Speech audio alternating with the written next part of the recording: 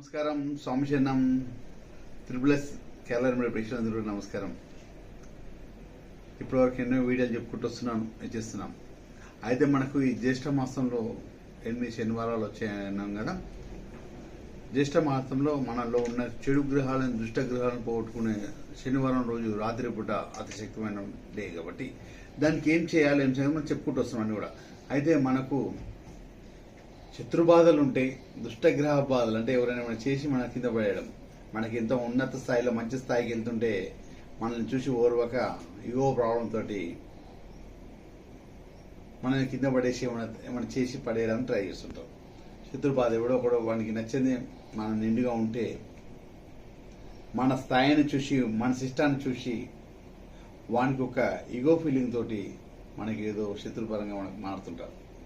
వీళ్ళందరినీ కూడా శత్రు బాధ నివారణ పక్క పెట్టేసి మన కార్యాలయాలకు ఎలాంటి ఆటంకాలు లేకుండా మన దిష్టి దోషం కానీ గ్రహ దోషం కానీ దుష్టగ్రహ దోషాలు కానీ ఇవన్నీ కూడా ఎలా వెళ్ళిపోతాయి, ఇంకా ఏం చేయాలనో మనం ముందుగా చెప్తాను. అమ్మని చేసేసుకొని మొత్తం మన మీద చెడు గ్రహాలను ఇమీడియట్లీ పటాపంచలై మొత్తం వెళ్ళిపోవాలి. ముందుగా మా స్వామివారి ధ్యానం చేసుకుని ముందుకెళ్ళాము. అక్కడ స్వామియే శర్మయ్య సర్వముత్తయ్య రాష్ట్రం ఆర్యంగన్ గురుపులో వాళ్ళకని నిర్మేలి దంప శాస్త్రావి శబరిగిరీశన హరియాసుతన జ్యోతిస్వరూప రమాపతి రమాపతి భాగ్యపుత్రం శ్రీ పరశురామ దేవాయ నమో వల్లభాయ నమో శ్రీ స్వామియే శర్మయ్యప్ప. మన పీఠంలో ప్రతి శనివారం కల్వవీరుడు పూజ కార్యక్రమం ప్రతి రాత్రి పూట జరుగుతుంది. 7 గంటలకు స్టార్ట్ అవుతుంది. రాత్రి 7 చీసుడు రాసి కల్వవీరుడు ఎవరు అంటే శివుడి కోపాగ్ని నుంచి పుట్టాడు. శివుడి కోపాగ్ని నుంచి పుట్టేసి దుష్ట సంహారం కోసము స్వామివారు శత్రు సంహారం కోసము దుష్ట సంహారం కోసము ఆయన కోపాగ్ని నుంచి పుట్టించాడు. ఎందుకంటే ఆయన భక్తులను ఎవరైనా ఏమనంటే మన పిల్లల్ని ఏమనంటే మనకి ఎంతో కోపం వస్తుంది. అదేవిధంగా స్వామివారిని కోపాగ్ని నుంచి కల్వవీరుడు పుట్టాడు. జటాజూటం నుంచి కాళభైరుడు ఎలా పుట్టాడో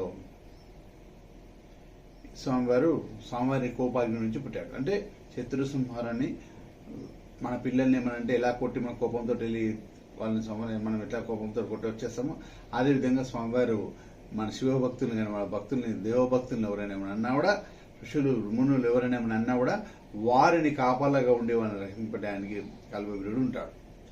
అందుచే స్వామివారి కల్వవీరుడికి సంబంధించిన శనివారం పూట మన మీద దుష్ట దోషాలు కానీ గ్రహ దోషాలు కానీ పోవడానికి సంకల్పం చేసేసుకొని మన శత్రు బాధ నివారణ కానీ ఎవరైనా చెడు ప్రయోగం చేసి ఏమైనా చేసినా కూడా అవి పోవడానికి మనం ఏం చేస్తే ఆ రాత్రి పూట మనకు కల్వవీరుడికి సంబంధించిన పూజ ద్వారా ఓ మంత్రం ద్వారా కల్వవీరుడు మంత్రం మూలమంత్రం మాలంత్రం ద్వారా మన పీఠంలో చేస్తున్నాము. మీరు కూడా చేసుకోవచ్చు ఇంటికాడ.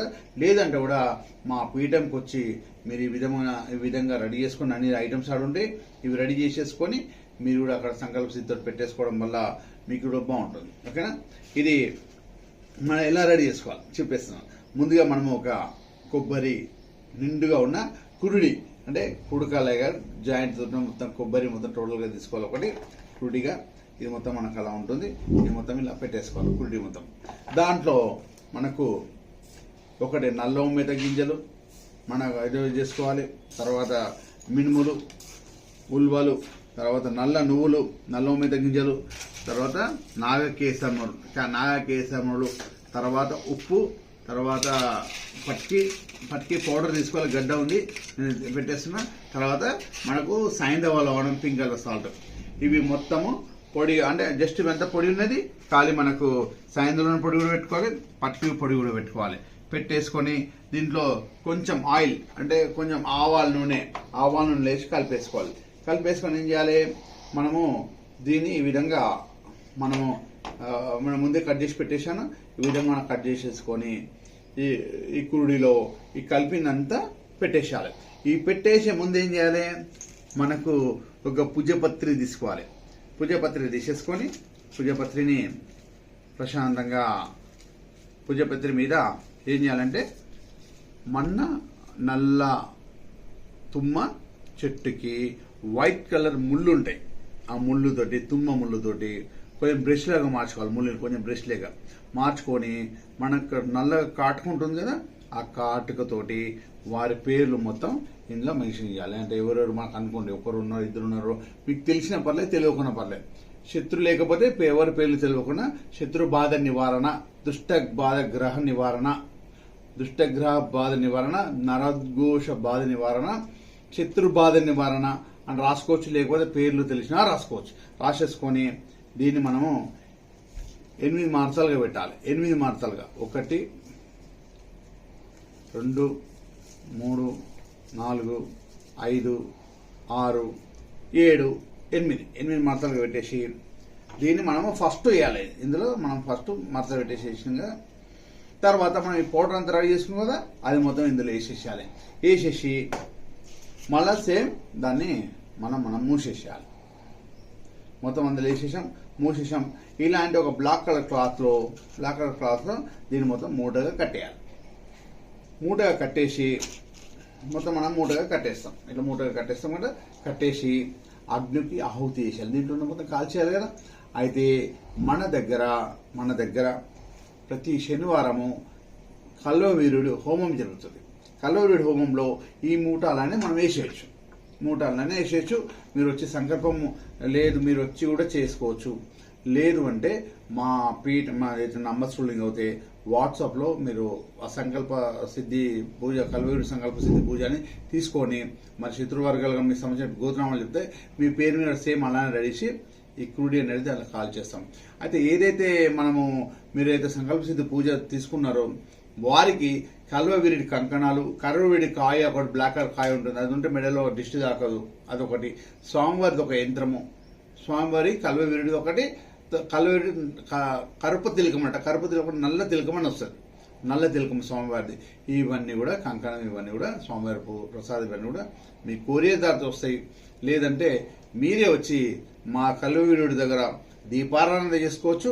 మీరే వచ్చి అది కూడా మీ చేతితో వేసుకొని మీరే రాసి ఆ మూట కట్టి మీ చేతితోటే అగ్నికి ఆహుతి చేయొచ్చు. మన దగ్గర మన పీఠం శ్రీ మలయాళ బౌద్ధ పీఠంలో చేసుకోవచ్చు. లేదంటే మీరే వచ్చేసి చేసుకోవచ్చు. లేకపోతే మాకు చెప్పిన మీ పేరు మీద అవన్నీ చేసేసి ఆ ప్రసాదాలు మీ కొరియర్లో పంపించేస్తాము. మీకు హ్యాపీగా స్వామివారికి సంబంధించిన ఏదైతే ఉన్నదో గుమ్మం కట్టుకున్న ఐటమ్ ఉంటుంది, మెడల్ వేసుకున్న ఐటమ్ ఉంటుంది, యంత్రం ఉంటుంది, ఇవన్నీ ఉంటాయి. 8 రకాల ఐటమ్స్ స్వామివారి అనుగ్రహంకి మీ దగ్గరకు వస్తే మీరు స్వామివారి